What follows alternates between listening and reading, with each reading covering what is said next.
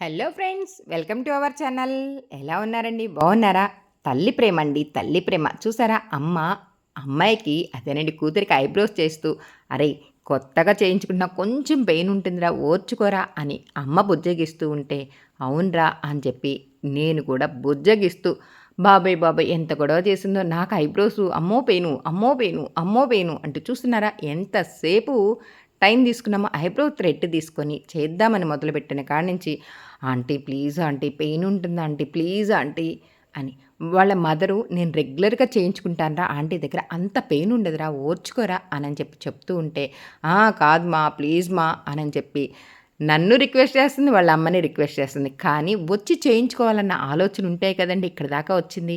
చక్కగా చేస్తానురా, నీకు పెయిన్ ఉండదు అని చెప్పి 10 నిమిషాలు బుజ్జగించి, ఆ తర్వాత ఎద్దుకు ఐబ్రోస్ చేయటానికి రెడీ అయ్యానండి. చూడండి, ఐబ్రోస్ చేసిన తర్వాత చూస్తున్నారా, అసలు ముందు ఐబ్రోస్ని ఒక్కసారి గమనించండి. ఆ కనురెప్ప ఐబ్రోస్ ఎంత పల్సగా ఉన్నాయి, ఐ లాషెస్ చూసారా ఎంత చక్కగా ఉన్నాయో, కాటుకు పెట్టినట్టు ఐ లైనరు పైన ఎంత చక్కగా ఆ లుక్ బాగుందో.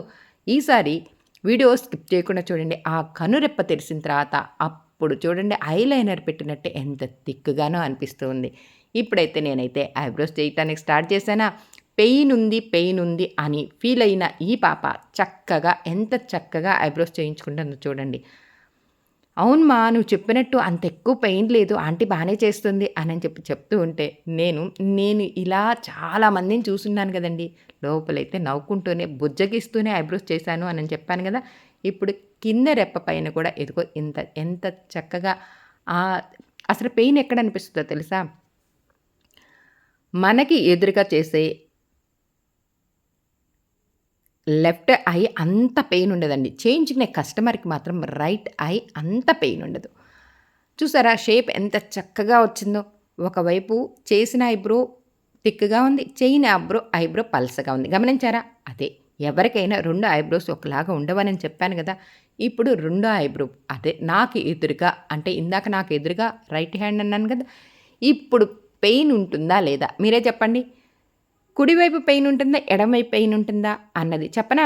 ఏ ఐబ్రో ఫస్ట్ టైం చేస్తే, అదే మనం మొదలుపెట్టినప్పుడు ఏ ఐబ్రో రైట్ చేస్తున్నామా, లెఫ్ట్ చేస్తున్నామా అన్న ఐబ్రోనే పెయిన్ ఉండదండి.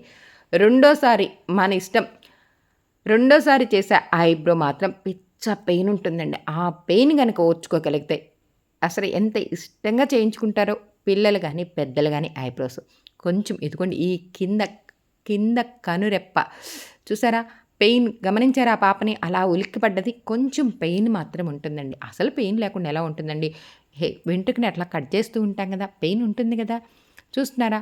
ఫైనల్‌గా నేను చేసిన ఈ ఐబ్రో ఎంత బాగా చేశాను అన్నది గమనించండి. ఇప్పుడు ఆ మొదలున్నది చూసారా? ఐబ్రో మొదలు, ఆ మొదలు కూడా సిజర్‌తో కొంచెం కొంచెం వెంట్రుకలు ఆ షేప్ కరెక్ట్‌గా వచ్చేటట్టుగా చూసి కట్ చేశాను. కానీ చూడండి, గమనించండి, ఇప్పుడు నేను కట్ చేసిన ఈ ఐబ్రో కొంచెం అంటే కొంచెం పల్స్‌గా ఉంది. ఐబ్రో పెన్సిల్ వేసుకోవాలిరా అని చెప్పి చక్కగా ఆ పాపకి చెప్పాను.